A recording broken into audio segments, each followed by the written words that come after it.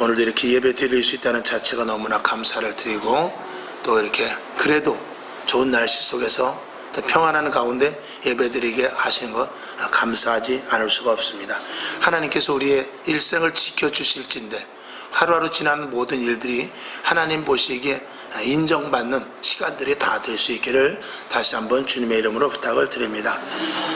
크리스토퍼 라이트라는 신학자가 있습니다. 그분은 뭐라고 말씀했냐면, 그분의 저서 가운데서 여러 가지 책이 있는데 그분의 저서 중에 가장 큰 맥락은 뭐냐면, 성경 전체의 맥락은 하나님의 선교에 관한 것이다 라고 이렇게 말했어요. 그러니까 성경의 창세기에서부터 요한계시록에 있어서 전체적인 주제는 뭐냐? 바로 영혼 구원이라는 것이죠. 전도라는 것이죠. 그 선교에 관한 것을 써놓았고 우리를 구원하시기 위한 것이 이 주 목적이라는 것입니다. 당연히 그렇죠. 그 신학자가 말하지 않는다 할지라도 당연히 우리는 그렇다는 것이고 그것을 우리는 알고 있습니다. 그러니까 복음을 위하여 성경이 쓰여 있다. 또 성경은 복음을 위해서 쓰여 있다라고 이렇게 말하는 것이죠. 그래서 이 땅에 예수님이 오셨고, 그리고 그것을 완전하게 하시기 위하여 이 땅에 성령님을 보내주셔서 그 일을 온전히 실행하도록 하는 것입니다. 우리가 구약에서의 출애굽 사건이라든지, 또 잘 아시는 대로 노아의 홍수의 사건이나 아니면 아브라함을 부르시는 이런 모든 사건들은 다 무슨 이야기입니까? 구원에 관한 이야기죠. 다 인간을 죄에서부터 하나님 안으로 들어오게 하시는 구원에 관한 이야기입니다.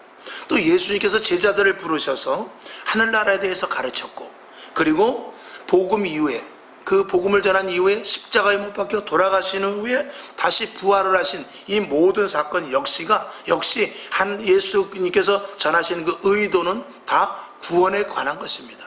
그러니까 그 구원에 관한 것 때문에 이 성경이 쓰여져 있다는 말이 틀림이 없지요.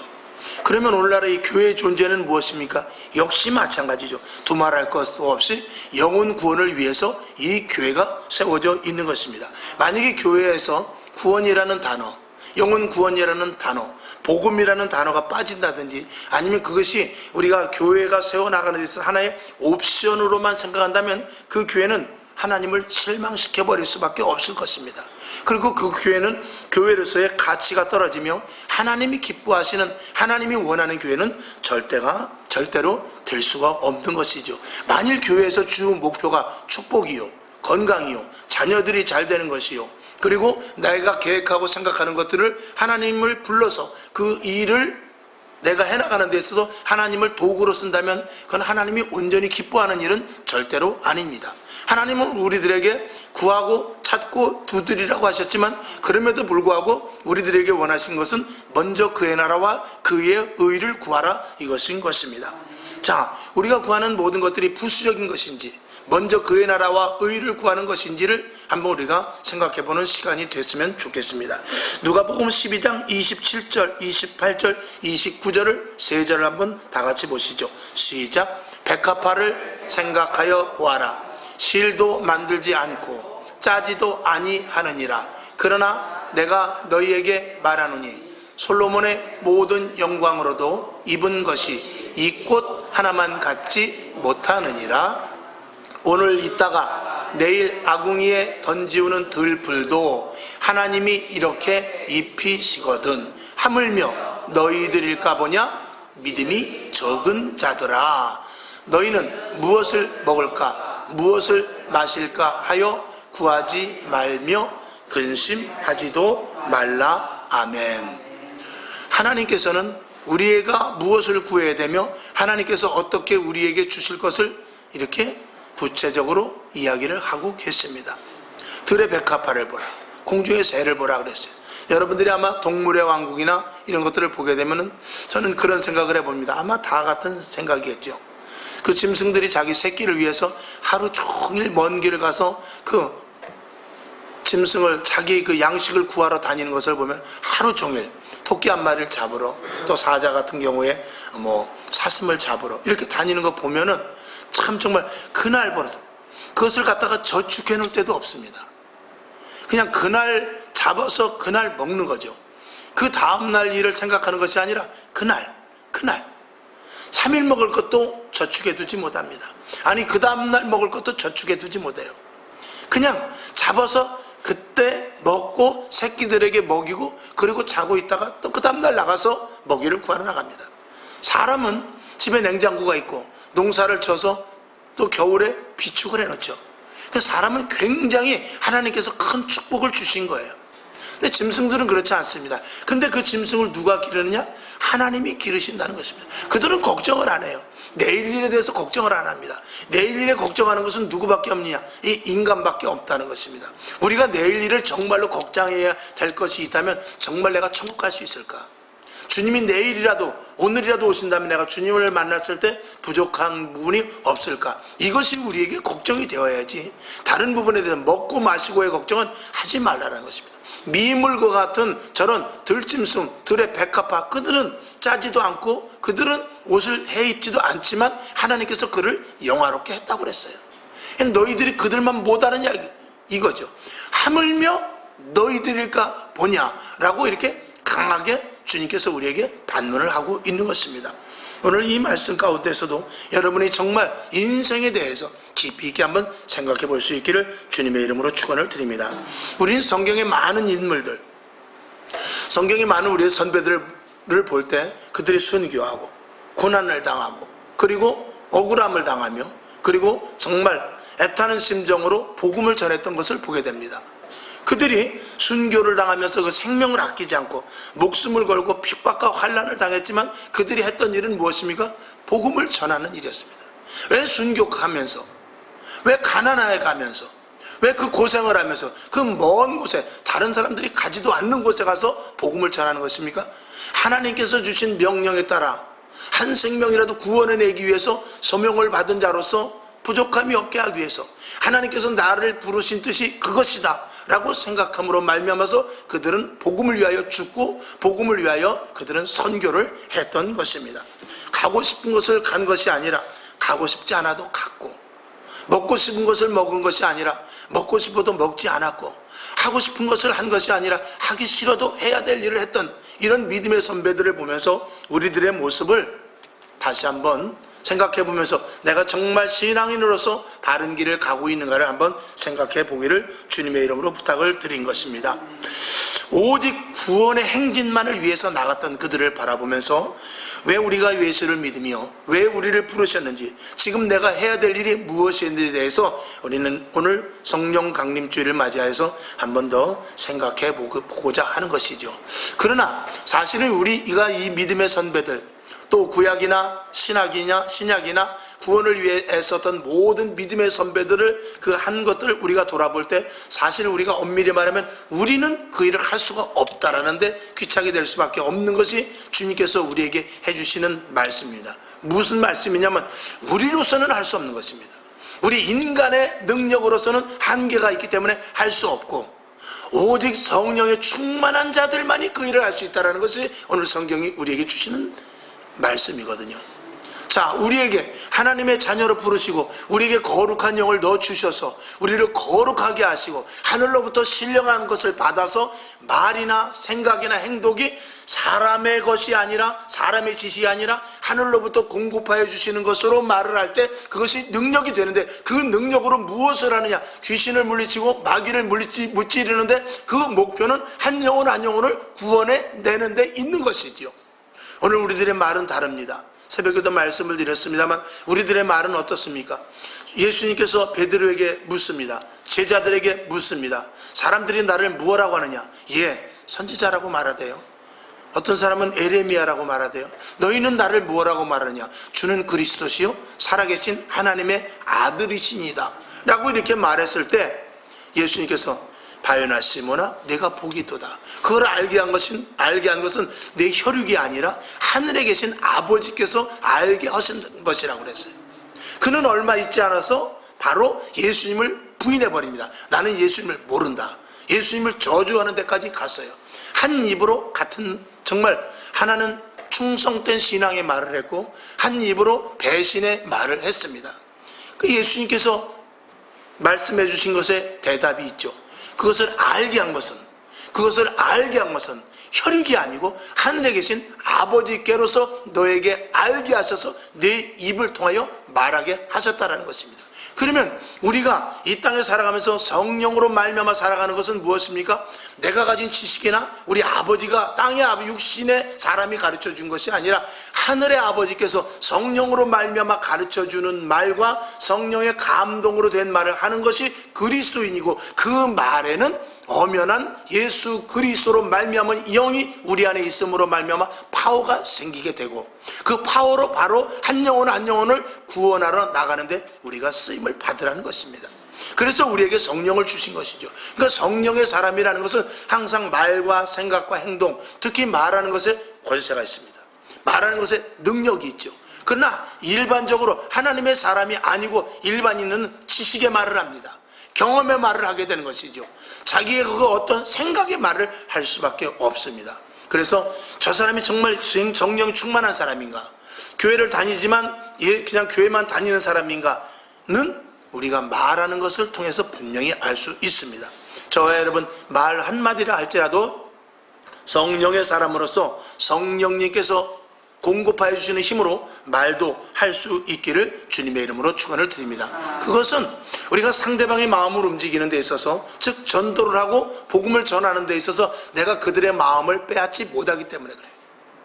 내가 사람의 마음을 움직일 수가 없기 때문에 그렇습니다. 여러분, 아무리 설득을 한다 할지라도 그 사람이 나한테 올까요? 사기꾼들이 그 상대방의 마음을 움직일 때는 별의별 수단과 방법을 가리지 않습니다. 우리는 상대방의 마음을 움직일 수 없습니다. 왜? 나도 내 마음을 컨트롤하지 못합니다. 나도 내가 다짐했던 것들이 몇 시간이 지나고 나면 나도 내 자신에게 속아 합리화시켜서 그 하려고 했던 일들을 무마시켜버릴 때가 얼마나 많은지 몰라요. 그런데 나도 내 마음도 하나 컨트롤하지 못하면서 상대방의 마음을 움직여서 그것도 하나님 앞으로 교회를 오게 한다는 것, 이거는 쉽지 않은 것입니다. 그것은 누구만이 할 수 있느냐? 오직 성령님만이 하실 수 있는 일이라는 것입니다. 그래서 성령에 충만하여서 이 성령의 사람만이 복음을 증거할 수 있다는 것이죠. 그러니까 믿음의 선배들은 그것을 알았고, 그들에게 성령의 충만함이 무엇인지를 알았으며, 그들의 성령이 충만하면 왜 내가 성령에 충만한 것인지를, 그 소명에 대해서 알았기 때문에 그들은 나가서 전도를 했고, 그들이 전하는 전도의 복음 속에서 한 영혼 한 영혼 구원해내는 그런 일들을 하게 되었던 것입니다. 요한복음 15장 26절을 한번 보겠습니다. 시작. 내가 아버지께로서 너희에게 보낼, 다시 시작. 내가 아버지께로서 너희에게 보낼 보혜사 곧 아버지께로서 나오시는 진리의 성령이 오실 때에 그가 나를 증거하실 것이요. 아멘. 그러니까 성령으로 충만한 사람은 예수 그리스도를 전하지 않을 수가 없는 사람이 되는 것입니다. 여러분이 만약에 내 아들이 정말 학교에서 100점을 받아왔다, 아니면 내 아들이 서울대학을 갔다, 정말 집안에 굉장히 좋은 일이 생겼다, 그러면 그걸 말하지 않을 수 없습니다. 그것과 마찬가지로 우리 안에 성령으로 충만하면 예수 그리스도의 복음을 말하지 않을 수 없다는 것이 성령님께서 오직 하실 수 있는 일인 것입니다. 성령은 다른 것 없습니다. 오직 복음을 위하여 일하시는 분이 성령이라는 것입니다. 그러니까 우리가 성령의 충만함을 받았다 해서 각종 은사를 통해서 병 고치는 일도 행하고, 또 그리고 예언도 하고 방언 통역도 하고 하지만 그 모든 일들의 결정점은 어디냐? 목표는 뭐냐? 영혼 구원인 것입니다. 영혼 구원의 열매까지 가지 않는다면 그 은사는 하나님이 주신 것이 아니다라고 과감하게 말할 수 있는 것입니다. 여러분, 성령이 충만하여 복음을 증거하는 도구로 사용되실 수 있기를 주님의 이름으로 축원을 드립니다. 오늘 본문을 보니까 사도 바울이 환상 가운데 마게도냐 사람을 만나는 장면이 나옵니다. 사실 이 사도 바울은 이제 베드로에게 이방인의 사도로 명함을 받고 이방인들에게 복음을 전하러 갑니다. 그래서 이스라엘, 즉 유대 땅에서는 베드로를 비롯해서 제자들이 복음을 증거하기로 하고, 사도 바울은 이방인의 사도로 부름을 받았다는 그 소명을 가졌기 때문에 베드로에게 그렇게 약속을 받고, 제자들에게 약속을 받고 이방인의 사도로 나가게 됩니다. 그래서 나간 것이 저 터키 지방, 이 아시아 쪽으로 나갑니다. 그래서 오늘 본문을 보게 되면 부르디아, 갈라디아, 무시아, 비두니아 지방의 이름이 나오는데 이곳은 다 터키 지방, 그 인근 지방입니다. 그래서 그쪽으로 전도를 하려 가는데 마게도냐, 지금으로 말하면 그리스거든요. 유럽 쪽입니다. 그쪽에서 사람이 손짓을 하는 환상을 보게 됩니다. 아니 여기 복음을 전해야 되는데 그럼에도 불구하고 환상을 보는데 마게도냐에서 나를 오라고 계속 손짓하는 환상을 보게 됩니다. 이상하다, 이상하다, 이상하다 하고 생각하고 내가 이 아시아를 포기하고 유럽 지방으로 가야 되겠구나. 결국 그는 어디까지 가게 되죠? 로마에까지 가게 되는 것입니다. 그래서 아시아로 가려고 했지만 하나님께서 그 성령을 보내셔서 환상 가운데 보게 하셔서 유럽 쪽으로 발걸음을 향하게 하는 것입니다. 자, 사도행전 16장 10절 오늘 본문 말씀인데 거기를 한번 다시 보도록 하겠습니다. 사도행전 16장 10절 시작. 바울이 이 환상을 본 후에 우리가 곧 마게도냐로 떠나가기를 힘쓰니 그랬습니다. 환상을 본 후에 이제 마게도냐 즉 그리스로 넘어가려고 합니다. 그리스로 넘어가려고 하는데 그냥 순적하게 곧 마게도냐로 떠나기로 작정하고가 아니라 발걸음을 돌리고가 아니라 힘쓰니라고 되어 있어요. 이 힘쓰니라는 것은 갈 여력이 생기지 않은 어떤 일이 생겼다라는 것입니다.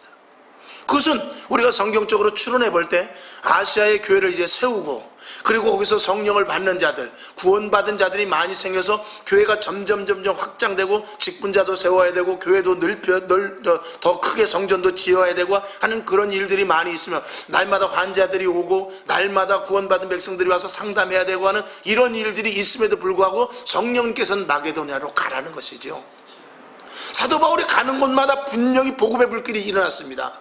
사도 바울은 그 아시아 지역, 터키 지역을 놓칠 수가 없습니다. 그러나 터키 지역은 나중에 다른 이들로 하게 할 망정 하나님은 성령을 통해서 사도 바울이 빨리 마게도냐로 가라는 것입니다.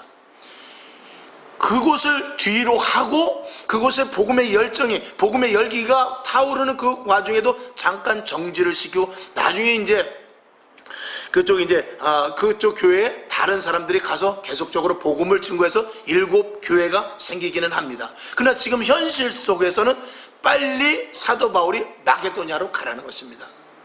우리는 이런 성경 한 구절을 보면서 정말 사도 바울이 마게도냐로 이 터키 지방에서 그리스로 가면서 얼마만큼 갈등이 있었고 성령님께서 모든 일을 행하실 때 순적하게 하는 부분들도 있지만 때로는 분별을 잘하여서 끊을 거는 끊고 그리고 다른 곳으로 옮겨야 될 때도 있다라는 것입니다. 지금 현실 속에서 사도 바울은 이 터키 지방 이곳에서도 복음을 증거해야 될 수 있을 만한 충분한 그 어떤 이유가 있습니다. 그럼에도 불구하고 성령님께서 가라 하시니까 가는 거예요. 그러니까 우리들이 일들 속에서도 내가 계획해야 하는 것이 아니고 하나님이 일을 시작하였다 할지라도 그 일이 일어나는 과정 속에서 어떤 일이 잘 될 때 하나님께서 또 다른 일을 시킬 때는 그 잘 되는 일을 그냥 포기하고 또 다른 일로 가야 될 경우가 생깁니다. 그럴 때는 하나님의 음성을 들어야 되는 것입니다. 제자들은 예수님과 변화산에 올라갔습니다. 변화산에 올라갔으니까 가서 엘리야도 보고 모세도 보고 정말 멋진 환상을 봤어요. 그래서 제자들은 여기서 초막을 짓고 예수님이 우리를 여기로 올라오게 한 것은 이런 환상을 보면서 여기서 이제는 평안한 생활을 할 모양이다. 여기 털을 닦고 여기서 통치를 하신 모양이다. 이렇게 제자들은 생각한 거예요. 그런데 예수님께서는 뭐라고 그러죠? 다시 내려가라는 것입니다. 변화산에 있지 말고 내려가서 죽어져가는 영혼들, 거기 너희를 반대하는 자들, 너희를 죽이려고 하는 자들에 가서 복음을 전파하라는 것입니다. 그러니까 예수님께서 베드로에게 고기를 잡게 하셨습니다. 고기가 엄청 많이 잡혔어요. 야, 예수를 믿으니까 고기가 많이 잡히구나 라고 했지만 예수님 뭐라고 그러죠? 그물을 버려두고 나를 따르라는 것입니다. 이게 우리 신앙생활에 있어서 성령의 인도하심이 무엇인지를 알아갈 수 있어야 되는 이 대목인 것입니다. 하나님께서는 때로는 하나님께서 길을 우리의 성령을 통해서 왼쪽으로 오른쪽으로 직진으로 좌로 옮길 때가 있습니다. 때로는 뒤로 가라고 할 때도 있습니다. 이런 것들을 우리가 분별해서 결단하는 것이 중요한데 그 분별이 없으면 안 됩니다. 그래서 항상 기도해야 됩니다. 항상 말씀을 우리 속에서 넣고 있어야 돼요. 그리고 우리의 중심 속에 무엇이 있느냐, 항상 신실함과 정직과 성결하심과 주님만을 바라보는 마음을 갖고 있어야지, 여기에 욕심이라든지 다른 생각이라든지 아니면 어떤 계획, 내 계획이 그 속에 들어가게 되면 하나님의 성령의 인도하심을 자칫 놓치게 되고, 자칫하면 분별하지 못하여 그 자리에 주저앉을 수밖에 없는 일이 생길 수도 있는 것입니다. 이걸 잘 알아야 우리가 신앙생활을 바르게 할 수 있는 것입니다. 이건 주의 종으로서는 굉장히 중요하고 직분자들이 중요하며 성도 한 사람 한 사람이 중요할 수밖에 없는 것입니다. 이제 마지막 때입니다. 점점 우리가 어디를 향해 가야 되고, 예배를 어떻게 드려야 되며, 무슨 말씀을 어떻게 선포해야 되며, 듣는 귀가 어떻게 열려야 되고, 하나님께서 오늘도 제단을 통하여 하시는 말씀 중에 내가 들어야 될 대목이 무엇이며, 이 말씀의 요지가 나에게 주시는 것이 무엇인가, 이것을 구별하여 들을 수 있어야 마지막 시대를 살아가는 성도로서의 부족함이 없는 자인 것입니다. 여러분에게 하늘로부터 주시는 지혜와 명철과 지식이 있기를 주님의 이름으로 축원을 드립니다. 사실은 이 베드로를 비롯해서 제자들이 이방인들에게 복음을 전한다는 것은 있을 수 없는 일이었죠. 이미 사도행전 10장에서 베드로는 기도 중에 환상 가운데 하늘로부터 보자기가 내려오는 것을 봤습니다. 그 보자기를 풀어보니까 그 보자기 속에 부정한 4발 달린 짐승들이 있었는데, 그 4발 달린 짐승을 베드로 보고 먹으라라는 것입니다. 저는 유대인으로서, 하나님의 사람으로서 이 부정한 짐승을 먹을 수가 없습니다. 그랬을 때 3번이나 연속해서 그 보자기가 내려오면서 먹어라 라고 계속해서 명령을 했습니다. 그리고 나서 얼마 있지 않아서 백부장이 오게 됩니다. 백부장이 와서 나에게 이러한 환상을 보고 당신을 찾아가라고 하는 말씀을 듣고 여기를 왔습니다 했을 때 베드로가 어떻게 깨달으냐, 이 백부장, 고넬료라는 백부장은 이방이었지만 그에게도 하나님의 은혜가 도달되었구나 라는 것을 알고 그에게 세례를 주어, 이게 성령의 충만함을 힘입어 이번에 오순절 마가의 다락방에서 일어났던 놀라운 이 사건은 하나님께서 이방인에게도 사역을 감당하라는 뜻이구나 라는 것을 알고, 그리고 사도 바울을 결국은 만나게 되었지만, 사도 바울이 말할 때 나는 이방인의 사도로 하나님께서 나를 부르셨다라고 하는 말을 베드로가 듣고 옳구나 라고 말하고, 그를 예루살렘 공회에서 땅 이렇게 확인을 해주고, 당신은 이방인의 사도로 나가시오라고 파송을 정식적으로 한 것입니다. 그렇게 정식적으로 했기에 사도 바울은 다니면서 예루살렘이 흉년 들고 어려울 때 그 이방에서 선교를 하다가 사도 바울이 헌금을 거두어서 예루살렘에 도웃기도 했던 일들이 사도행전에 일어나고 있는 것입니다. 이런 모든 것들은 하나님께서 하시는 다 일입니다. 자, 우리 성경을 한번 보자. 사도행전 10장 47절을 도움 구절인데 우리 한번 보겠습니다. 시작. 이에 베드로가 가로되 이 사람들이 우리와 같이 성령을 받았으니 누가 능히 물로 세례 줌을 그 말이요 하고 아멘. 이 고넬료 백부장에게 성령이 내렸던 사건을 오늘 여기서 한 절을 제가 뽑아서 이렇게 읽어본 것입니다. 자, 사도행전 11장 18절을 보죠. 시작. 저희가 이 말을 듣고 잠잠하여 하나님께 영광을 돌려 가로되 그러면 하나님께서 이방인에게도 생명 얻는 회개를 주셨도다 하니라. 아멘. 이렇게 해서 결국은 사도 바울이 이방인의 사도로서 아시아 쪽에 가서 전도를 하다가 이제 성령의 인도하심을 받고, 아니야, 아시아도 중요하지만 유럽이 더 중요한 모양이다. 그리고 성령의 인도하심을 받아서 유럽으로 가는 장면이 나오는 것입니다. 오늘 이 말씀이 중요한 것은 성령의 인도하심을 받을 때 철저하게 성령의 인도하심을 받아야 된다는 것입니다. 성령님께서 하시는 일은 때로는 사람의 생각과 충돌이 날 수도 있는 것입니다. 조금 전에 말씀을 드린 대로 하나님의 인도하심 속에, 예수님의 인도하심 속에 물고기를 많이 잡았지만 그 물고기를 놓으라고 할 때는 놔야 되는 거예요. 예수님께서 제자들을 데리고 변화산에 가서 그 변화산에 일어난 사건을 보았을 때 그 사건을 통해서 거기에 안주하는 것이 아니라 그 사건은 또 하나의 사건이고, 예수님께서 너는 내려가서 전도하라고 하고 너희를 밤대하고 너희를 죽이려 하는 자에게 가라고 할 때는 그때는 명령을 또 거스르지 말고 가야 된다는 것입니다. 베드로는 여러분이 아시다시피 성경에는 나와 있지 않은 것, 여러분 쿼바디스라는 영화를 아실 것입니다. 그는 로마에서 핍박이 엄청 심해졌고 예수 믿는 사람들 다 죽이려고 할 때 제자들이 말합니다. 베드로 사도님, 당신은 살아야 됩니다. 당신은 살아서 나중에 여기 폐허가 됐을 때 와서 또 복음을 전해야 되지. 당신은 이 사도로서 예수님의 그 수제자로서 하나의 어떤 그 구심점을 가지고 있는 사람이기 때문에 만약에 당신이 죽는다면 이 기독교가 지금 복음 전파하는 일에 차질이 생길지 모르지만 생길 수 있으니까 우선 피신을 해야 됩니다 라고 이 베드로가 그 로마 시내를 벗어나서 나가다가 주님을 만나는 장면이 그 쿼바디스 아닙니까? 주여 어디로 가시나이까? 주님을 만납니다. 주님이 로마 쪽으로 가고 있어요. 아니 예수님 어디 가세요? 너는 어디로 가냐? 나는 이만저만해서 이쪽으로 가는데요. 나는 네가 나왔기 때문에 내가 로마로 들어가서 내가 죽을 것이다 라고 이렇게 말했을 때 베드로가 거기서 깨닫고 아닙니다. 제가 다시 들어가겠습니다 라고 로마로 들어가서 거꾸로 십자가에 못 박혀 죽은 순교의 사건이 바로 쿼바디스 아닙니까? 그렇습니다. 성령님의 강력한 역사는 우리의 생각과 우리의 계획을 초월할 수 있어야 돼요. 그게 온전한 성령의 사람인 것입니다. 오늘 이 자리에 왔을 때 여기까지 오기에 성령의 인도하심을 받지 않고는 올 수 없으리라 믿습니다.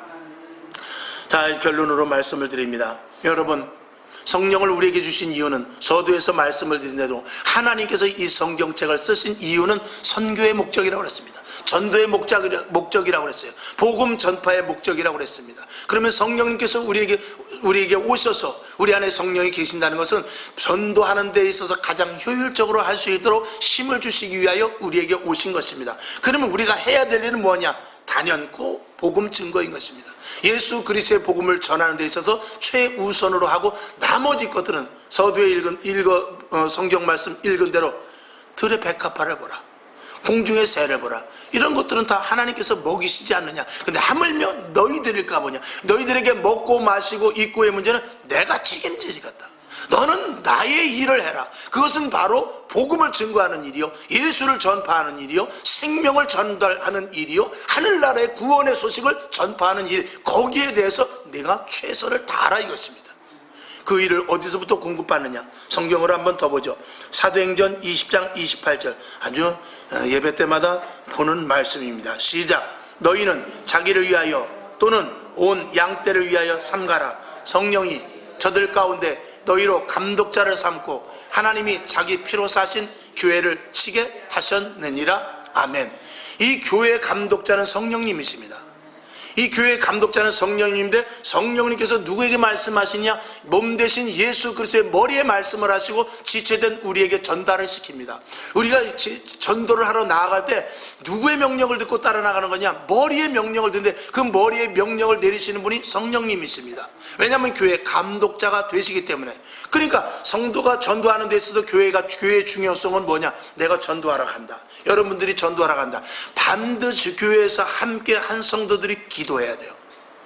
교회를 통하여서 전도의 힘이 나간다는 것을 알아야 돼요. 교회를 통하여서 명령하신 성령의 역사가 우리 모두들에게 그대로 이렇게 수급이 된다는 사실을 알아야 됩니다. 집에서 내가 수돗물을 틀지만 물은 어디서 오는 것이냐? 저 한강에서 오는 것입니다. 내가 아무리 그곳에 큰 것을 수돗물을 달고 그 다음에 거기 수도꼭지를 금태로 한다 할지라도 우리 문 바깥에 거기 수도 라인 하나만 끊어놓으면 우리 집에 아무리 좋은 수도꼭지가 있다 할지라도 그건 아무런 소용이 없습니다. 마치 우리가 나아가서 전도를 하는 데 있어서 하나님, 내가 전도하러 나갑니다, 힘 주시옵소서. 그 힘이 어디서부터 오느냐? 교회로부터 오는 것입니다. 할렐루야. 교회는 예수님의 몸이고 머리 대신 예수님께서 명령하는 대로 지체가 움직여지기 때문인 것입니다. 여러분, 그렇게 된다면 우리가 역으로 돌아가서 역으로 생각할 때 내가 무엇을 해야 더욱더 성령에 충만하고 내가 어떻게 해야 한 영혼이라도 더 구원할 수 있는가? 교회가 바른 교회가 돼요. 바른 교회로 세워나갈 수 있어야 돼요. 이 바른 교회라는 것은 주님이 교회요, 주님이 하나님이 기뻐하시는 교회요, 성령에 충만한 교회고 하나님의 말씀대로 세워지는 교회에 성령의 충만함이 있어서 그 교회에 하늘로부터 성령이 강하게 역사하셔서 교회의 성령의 불이 꺼지지 않는 제단을 말하고 있어요. 교회 성령의 불이 꺼지지 않는 제단을 통하여 성도 한 사람 한 사람에게 성령의 역사가 나타나게 되는데, 그 성령의 역사를 가지고 나아가서 전도해야만 그것이 100% 효력이 발산되는 것이 이 초대교회를 세운 목적이고, 사도 바울이 가는 곳마다 교회를 세운 목적이고, 교회를 거점 삼아서 전도를 한 이유인 것입니다. 교회 없이는 전도할 수 없습니다. 언제든지 전도를 할 때는 교회를 먼저 세우게 되는 것입니다. 그리고 교회를 통해서 그 교회 성령의 불이 타오르게 하시고, 그것이 심지 기름과 같아서 우리들에게 성령의 불이 전달이 되는 것입니다. 조금 전에 수도꼭지를 비유한 것과 마찬가지로 내가 어디로 가든지 라인이 항상 연결되어 있어야 돼요. 내가 어디로 가든지 항상 라인이 연결되어 있어야지. 라인이 끊어지면, 우리가 핸드폰을 아무리 좋은 것을 가지고 있다 할지라도 거기서 유심칩을 빼버리면 끝입니다. 전파를 받을 수가 없습니다. 마찬가지로 저와 여러분, 교회를 계속해서, 교회를 온전한 교회, 하나님이 기뻐하시는 교회, 그리고 주님이 기뻐하시는 원형의 교회를, 초대교회를 세우시기 위하여 애쓰시길 바랍니다. 그러면 그 교회는 성령님께서 크게 역사하실 수밖에 없습니다. 그러면 성령이 강하게 역사하시는 교회는 내가 그 혜택을 받아보게 되는 것입니다. 그래서 성령의 사람이 될 수밖에 없는 구조로 되어 있다는 것입니다. 그 성령의 사람이야말로 전도하는데 효율적으로 전도할 수 있다라는 것이 오늘 성경 말씀의, 오늘 설교 말씀의 요지인 것입니다. 여러분, 모든 일의 목표와 계획이 전도가 될 수 있기를 바랍니다. 영혼 구령이 될 수 있기를 주님의 이름으로 축원을 드립니다. 오늘 성경 본문 사도행전 16장 7절에 보니까 무시아 앞에 이르러 비두니아로 가고자 애쓰되 예수의 영이 허락지 아니하느니라 그랬어요. 그러니까 예수 그리스도께서 성령님과 함께 교회를 꼭 붙잡고 계시고 전도의 일을 할 수 있게끔 하신다는 것입니다. 오늘 여러분들이 얼마만큼 영혼 구원에 관심을 갖고 있습니까? 아니, 관심을 갖고 있는데 힘이 없어서 하지 못합니까? 온전한 교회를 세우기 위하여, 바른 교회를 세우기 위해서 내가 교회 안에 들어오시길 바랍니다. 그리고 교회에 착하고 충성된 종들 되시길 바랍니다. 그러면 교회를 통해서 거꾸로 흘러나오는 성령의 충만함과 생수와 같은 시원함을 느끼고 주 예수 그리스도의 은혜로 말미암은 은혜가 우리 속에 젖어들게 됩니다. 그러면 우리의 입술을 통하여 한마디 한마디 말하는 것이 전도가 될 수 있을 줄로 믿습니다. 즉, 성령님은 우리를 통하여서 일하실 준비가 언제든지 준비되어 있다는 것입니다. 온전한 교회가 되었을 때는 언제든지 성령님은 일하실 수 있다는 것입니다. 여러분, 누가 복음의 기수가 되겠습니까? 누가 복음을 증거하겠습니까? 지금 어떻죠? 지금 전도하기 가장 힘든 때입니다. 이때 누가 복음의 깃발을 들고 나가겠습니까? 이렇게 힘들고 어려울 때 모두가 다 손을 놓고 있을 때, 하나님, 이 와중에서라도 내가 한번 전도를 해보겠습니다. 이 와중에서라도 내가 복음을 전하겠습니다. 이 와중에서라도 가까운 친구, 실족하고 넘어져 있는 자들, 지금 교회를 떠난 이들을 한번 찾아가 보겠습니다. 아직도 예수를 모르는 자들에게 내 말 한마디를 통해서 한번 복음을 증거해 보겠습니다 라고 말할 때, 주님께서는 여러분의 기도의 제목이 있습니까? 자녀들을 위해서 기도하고 있습니까? 물질의 축복을 원하십니까? 이 모든 것이 너희에게 다 있어야 될 것을 아신다라고 했습니다. 그것을 언제든지 채워주시지 않겠습니까? 그러니까 성령의 충만함을 통하여서 한 영혼 한 영혼 구원해로 나가는 데 있어서 다른 모든 것들은 자석과 같이 붙어집니다. 물질도 붙여주죠, 사람도 붙여주죠, 건강도 붙여주죠. 다 붙여주시는 것입니다. 그래야 영혼 구령을 할 수 있기 때문에 그렇습니다. 여러분은 그래서 원리를 잘 아시고, 진짜 어떤 길이 가야 그 길 속에 많은 것들이 이게 집합이 될까, 이런 것들을 생각해 보셔서 하나님 기뻐하신 일이 무엇인지 알았으니 그 일을 행하기에 부족함이 없는 여러분이 될 수 있기를 주님의 이름으로 축원을 드리며, 말씀 한 절 보고 말씀을 맞추도록 하겠습니다. 디모데후서 4장 2절을 보고 말씀을 맞추죠. 시작. 너는 말씀을 전파하라. 때를 얻든지 못 얻든지 항상 힘쓰라. 범사에 오래 참음과 가르침으로 경책하며 경계하며 권하라. 모든 것들은 때가 있습니다. 봄에 심어야 될 때는 봄에 심어야 되고, 가을에 심는 것도 있습니다. 또 열흘 만에 나는 것도 있습니다. 그러나 복음만큼은 때를 얻든지 못 얻든지 하라는 것입니다. 지금이 복음 전하기 가장 어려울 때입니다. 그러나 때를 얻든지 못 얻든지 복음을 전파하라는 것입니다. 이 일을 저와 여러분이 다른 교회가 하지 않는다 할지라도, 다른 지역에서 하지 않는다 할지라도 저와 여러분 이 일을 하실 수 있기를 주님의 이름으로 부탁을 드립니다. 하나님 아버지 감사합니다. 오늘 우리가 전파할 때, 복음을 증거할 때 하나님은 내 편에 서실 것입니다. 하나님 내 안에 계셔서 놀라운 역사를 이뤄나갈 것입니다. 하나님은 내가 복음을 전거하라고 할 때 가장 먼저 내가 필요한 것이 무엇인지를 알고 그것부터 채워주실 줄로 믿습니다. 하나님 오늘 이 마음을 가지고 성령 충만한 믿음의 종들 되어 복음을 증거하기에 부족함이 없는 자들 되게 하여 주옵소서. 예수님의 이름으로 감사 축복 기도하옵나이다. 아멘.